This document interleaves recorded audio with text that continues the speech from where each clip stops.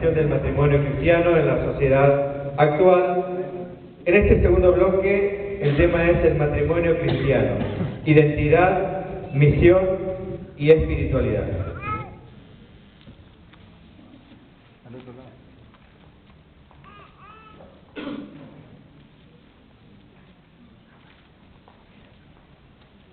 Bueno, vamos entonces a comenzar con esta segunda parte que, como dijimos, va a ser un poquito más breve la exposición para que pueda quedar espacio para el diálogo. En primer lugar, quería presentar uno de los textos bíblicos que ya conocemos sobre la buena noticia del matrimonio. La Biblia, cuando se abre, ya desde el principio, nos presenta a Dios creando al ser humano a su imagen, según su semejanza, dice el texto, los creó varón y mujer. Y ya ayer comentábamos que esta buena noticia de que Dios nos crea a su imagen, según su semejanza, nos pone en una condición de igual dignidad mutua. Dios ama por sí mismo tanto al varón como a la mujer, los bendice y les dice sean fecundos. Y después, con una gran solemnidad, dice, y vio Dios que todo estaba muy bien. A mí me encanta pensar que el narrador puede exclamar que Dios se complace en su obra creadora y que esa obra creadora somos ni más ni menos que nosotras, en esta vincularidad esponsal, ¿no?, de la primera pareja humana. Varón y mujer creados a imagen y semejanza de Dios, amados por Dios, llamados a una relación personal con el Creador, somos sus representantes. Si vamos a hablar del sacramento del matrimonio, acá tenemos una de las primeras pistas de la sacramentalidad. ¿Por qué? Porque Dios, al crearnos a su imagen, según su semejanza, ya ha dejado en nosotros alguna huella particular de su propio ser. Y entonces, quien nos ve, de alguna manera, también está viendo reflejado en nosotros y en nosotras a Dios. Y cuánto más si entre el varón y la mujer se aman y realizan justamente en ese amor lo que Dios es, amor. Entonces, es verdad que una pareja que se ama verdaderamente ya naturalmente refleja el amor misericordioso de Dios, en ese amor, en ese vínculo de amor que se sostiene en el tiempo. Varón y mujer creados el uno para el otro. El otro texto de la creación, Génesis 2, dice también que no es bueno que el hombre esté solo. El primer texto había dicho, y Dios vio que estaba bien, y Dios vio que estaba bien. Y cuando crea al varón y a la mujer, estaba muy bien. Pero el segundo texto dice en un momento, no es bueno que el hombre esté solo, voy a hacerle una ayuda adecuada. El texto nos orienta a una ayuda que esté a su altura. Y la verdad es que cuando uno busca ayuda, busca a alguien que esté a la altura de esa ayuda que necesita, ¿o no? No es un inferior, es alguien que está a la altura, ¿no?, para que sea ayuda. Y la palabra que se utiliza en la Biblia para ayuda es la que utiliza tantas veces el salmista para referirse a Dios y le dice, Yahvé, sé mi ayuda y mi consuelo. Entonces esta ayuda adecuada es la ayuda que Dios nos regala a las mujeres, en los varones y a los varones, en las mujeres. Alguien con quien nos podamos relacionar, salir de nuestra soledad, vivir en la comunión de vida y amor, en íntima reciprocidad, en entrega mutua, ¿no?, y mutualidad. Esa es la buena noticia del Antiguo Testamento y que Jesús recoge cuando le preguntan en una ocasión, ustedes recordarán, si es lícito divorciarse. ¿Se acuerdan de ese texto? Y Jesús les dice, bueno, pero ¿qué dice la ley? Sí, dice, Moisés nos permitió redactar un acta de divorcio. Y Jesús le dice, sí, eso fue por la dureza del corazón. Pero desde el principio no fue así.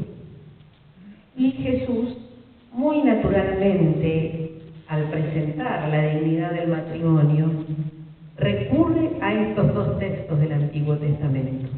Quiere decir que Jesús haya recuperado estos dos textos diciéndonos al principio no fue así, porque Dios los creó varón y mujer y los dos llegarán a ser una sola carne, está confirmando que esa palabra del Antiguo Testamento es una buena noticia para nosotros, ¿no? Que queremos hacer familia, que queremos formar un matrimonio. También hay otro texto en el Nuevo Testamento que me parece muy interesante de recordar. El tú puse yo ahí como don que salva. El texto es de la primera carta a los Corintios. Y también Pablo en este capítulo está contestando distintos planteos que le hace la comunidad acerca del matrimonio, la familia, la vida célibe. Y Pablo se ve que va respondiendo a unas inquietudes que nosotros no las tenemos formuladas como pregunta, pero que habrán llegado en forma de carta, y Pablo les da respuesta. Y en un momento el apóstol le responde a la situación de qué pasaba con la gente que contraía matrimonio, se hacía cristiana, y su esposo o su esposa permanecía en una creencia pagana. ¿Se entiende el conflicto? Entonces dicen, nos tenemos que separar si el otro no se convierte. Y Pablo le dice, no. Porque ¿qué sabes tú, mujer, si no salvarás a tu marido? Y no sabe tu marido si salvarás a tu mujer. ¿Cuál era acá la condición de este que podía salvar a su esposa o salvar a su esposo? Era la condición del bautizado. Aquella pareja pagana cuyo uno de sus miembros creía en Jesús y era bautizada, ya al estar bautizada en su vida esponsal, ya podía de esa manera interpretarse que a través de su persona Cristo actuaba también en beneficio de su cónyuge. Por eso el tú es un don que salva, no por las propias fuerzas, sino por nuestro bautismo y por el compromiso explícito que hemos hecho el día de nuestra boda, en la celebración litúrgica, pero principalmente por nuestra condición de bautizados. El mismo Jesucristo se une al esposo y a la esposa, recorriendo con ellos el camino de la vida matrimonial, lo hace con su mismo amor y fidelidad manifestados en su Pascua. Esto está en el librito de aportes de los obispos. Y la vida conyugal y familiar es historia de salvación, porque el esposo y la esposa están invitados a descubrir y ofrecerse mutuamente por la fe el paso de Dios Salvador en sus vidas. Por eso también el apóstol le recomienda a las personas que han enviudado que si se casan, dice el texto, se casen en el Señor. Todavía en ese momento no había celebración litúrgica del matrimonio. La gente se casaba según sus costumbres. Si eran judíos, si eran paganos, provenientes del mundo griego o del mundo latino. Sin embargo, lo que hacía la diferencia era casarse en el Señor.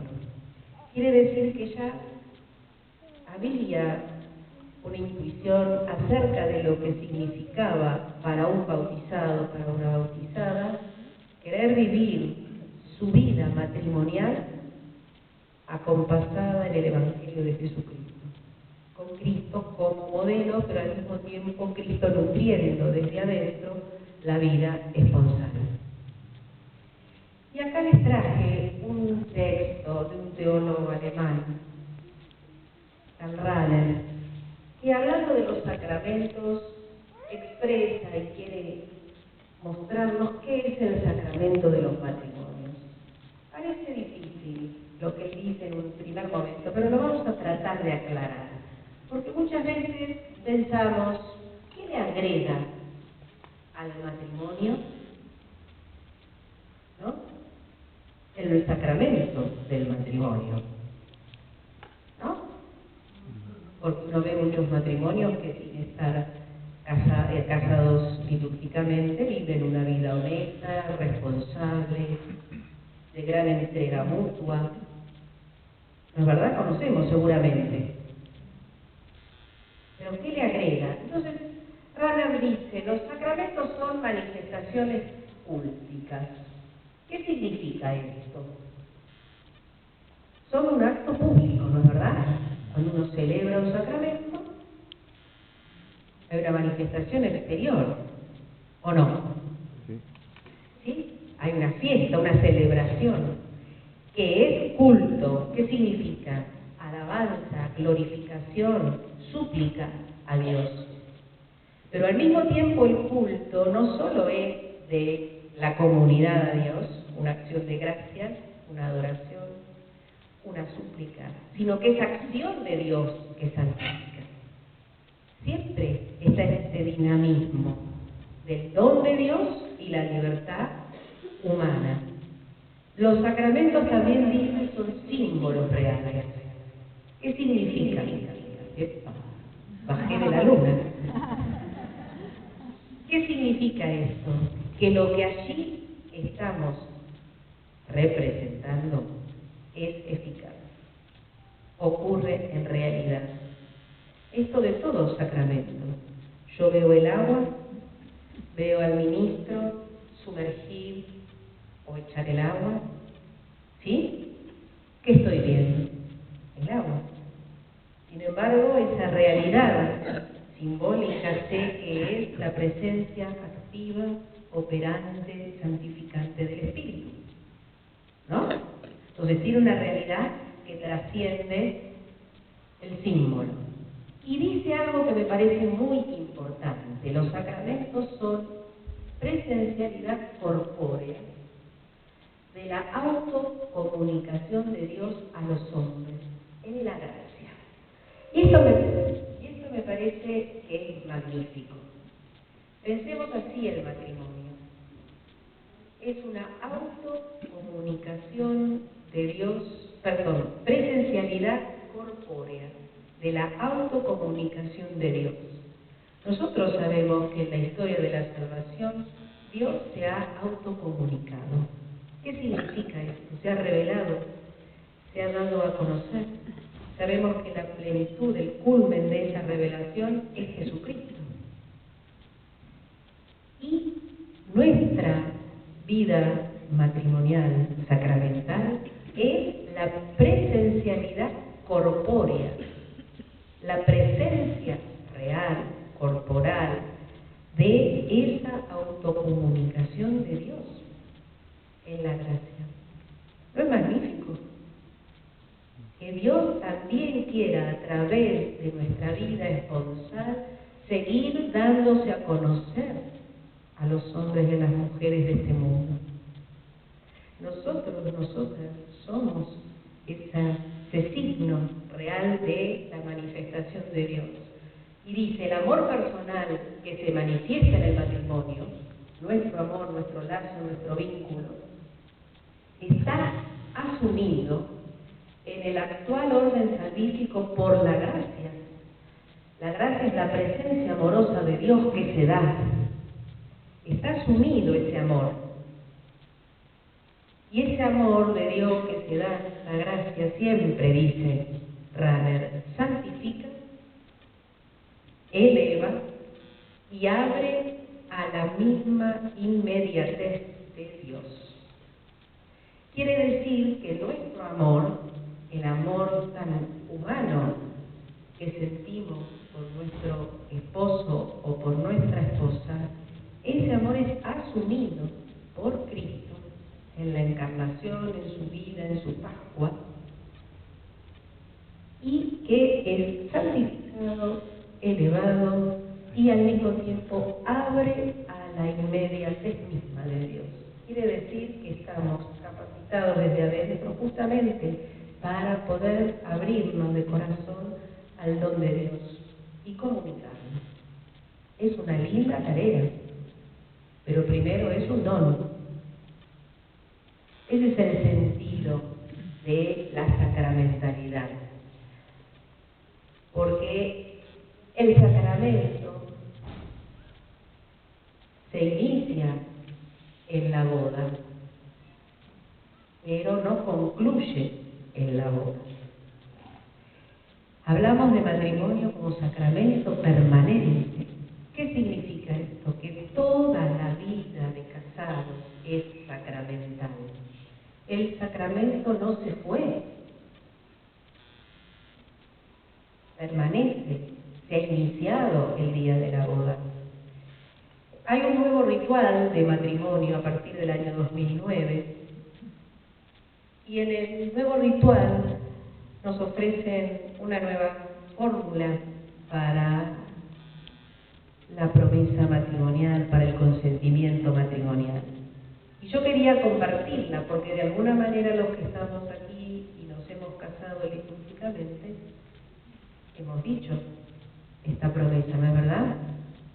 Y seguramente dijimos, yo prometo serte fiel en las alegrías, en las penas, ¿no? En el dolor, en la enfermedad, amarte y respetarte durante toda la vida, ¿no es verdad? Pero no dijimos siempre y cuando vos hagas lo mismo. ¿Sí o no?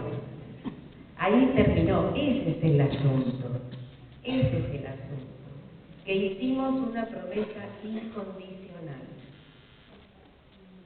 Yo dije, durante toda mi vida, punto, aparte. Y empezó mi marido. Y no hay, siempre y cuando vos hagas lo mismo, no. Aunque vos no hagas lo mismo, sí. Y esto es un don porque Dios nos promete su auxilio y su gracia. Pero al mismo tiempo es un gran desafío. Porque yo le puedo recordar a mi cónyuge y mi cónyuge me puede recordar a mí, mirá, vos hiciste una promesa. ¿Y dónde está la promesa? ¿Dónde quedó sepultada? ¿En qué cajón se olvidó? La promesa todos los días hay que realizarla, porque nos prometimos amarnos y respetarnos todos los días, no lunes, miércoles y viernes, todos los días de nuestra vida. Y lo bueno de esta promesa es que sirve como un norte, ¿no? Porque muchas veces nos vamos a desviar, evidentemente que todos nosotros fuimos en alguna ocasión infieles a esta promesa, porque yo todos los días de mi vida no lo amo ni lo respeto a mi marido. Muchas veces le puedo faltar el respeto o puedo no amarlo como Jesús me ama. Sin embargo, si me desvío puedo volver y probablemente a lo largo de la historia de la vida matrimonial nos alejaremos menos y volveremos más rápido. Pero la promesa nos indica el rumbo, aunque sepamos de antemano que acá no la vamos a poder cumplir totalmente. Pero nos señala el rumbo. Miren qué lindo como es una de las opciones del nuevo ritual. ¿Quieres unir tu vida a la mía?, le pregunta el novio a la novia y viceversa, por el sacramento del matrimonio en el Señor que nos ha creado y redimido. Y cada uno de los novios responde, sí quiero, con la gracia de Dios. Y acá recojo lo que decía Monseñor, el amor es una decisión, sí quiero. Y piensen ustedes si en sus vidas hubo una palabra tan corta que cambiara tanto su existencia. Mi vida cambió para siempre con ese sí. No soy la misma. Pero además reconozco que es con la gracia de Dios, no es solamente con la fuerza de mi voluntad, de mis límites, sino con la gracia de Dios. Y luego juntos, dice el texto del ritual, tomados de la mano, dicen mirándose, nosotros prometemos amarnos fielmente, en la alegría y el dolor, en la salud y en la enfermedad, y sostenernos mutuamente durante toda la vida. ¿No es fuerte? Y eso lo prometimos, ¿eh? Para prometer eso hay que estar preparado, hay que tener decisión y salir a la cancha sabiendo que vamos a ganar, ¿no? Porque la verdad es que si uno mira para adelante, y hoy con las expectativas de vida cada vez más prolongadas, la verdad es que esta promesa, si dura 60 años, parece un montón. Pero ya hay algunos testigos de que esto es posible. Sí. El esposo y la esposa son ministros del amor de Dios. Me gustaba esta imagen porque está muy conectada con los textos de la creación. Cuando Dios pone al ser humano en el jardín, le pide que lo labre y lo cuide. Lo hace jardinero. Ese es nuestro rol en la creación. Y también podemos decir que podemos cuidarnos mutuamente como jardineros, jardineras, que acompañamos el crecimiento del otro y nos regamos mutuamente para que crezcamos a la par. Si hay que podar, habrá que podar, pero si hay que ver las flores, también se disfrutan juntos, ¿no? El espíritu transforma interiormente el vínculo que nosotros nos tenemos y el amor de Cristo se hace presente y operante en la vida amorosa de todo matrimonio. La experiencia del amor conyugal es mediadora del don de Dios y en la reciprocidad de su comunión amorosa, los cónyuges son santificados y nos santificamos mutuamente.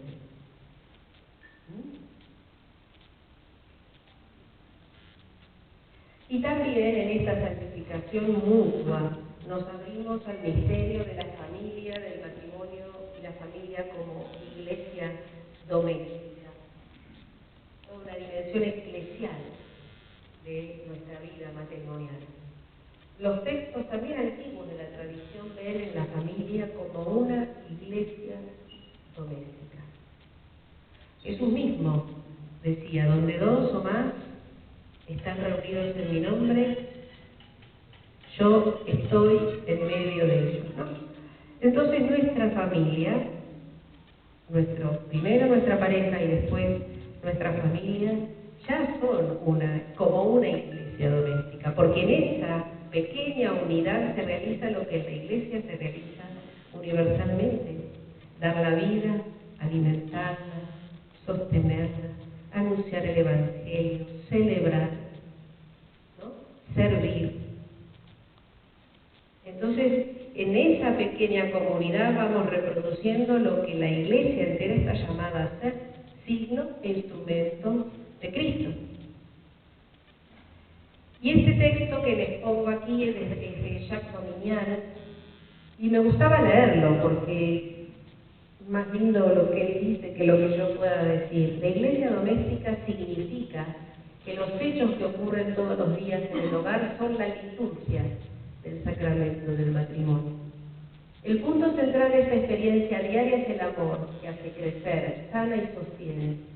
En la estructura de la iglesia doméstica, la disponibilidad, la comunicación, la demostración de afecto y la resolución de conflictos son los ingredientes de la oración litúrgica de la familia.